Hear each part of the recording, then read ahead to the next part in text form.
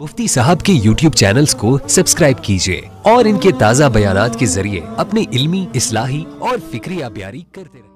آپ پر ذمہ داری عائد ہوتی ہے بچوں سے زیادہ بچی کا تحفظ کرنا، بچی کی نگرانی کرنا، اسے تحفظ دینا، اسے خود سکول چھوڑ کے آنا، خود لے کے آنا، یہ سارے اہتمام کرنے باپ کی ذمہ داری میں شامل ہے۔ جتنے آج نقصانات ہو رہے ہیں، جو آج بے حیائی کے چکر چل رہے ہیں، جو آج مخلوط نظام تعلیم میں ٹیوشن سینٹروں میں جو نظام چل رہا ہے، اس میں پورا عمل باپ کا داخل ہے۔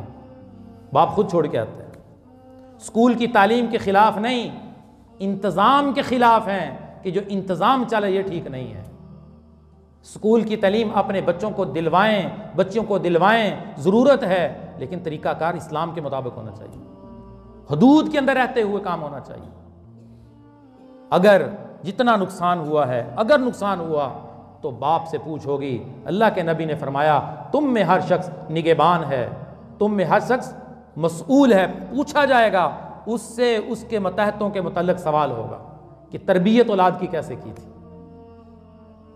اس لیے اپنی ذمہ داری سمجھتے ہوئے اس کام کو اچھے طریقے سے پورا کرنے کی کوشش کریں۔ اللہ پاک ہمیں ان باتوں کی حقیقت اور سمجھ نصیب فرمائے۔ وآخر دعوانا الحمدللہ۔ Thanks for watching.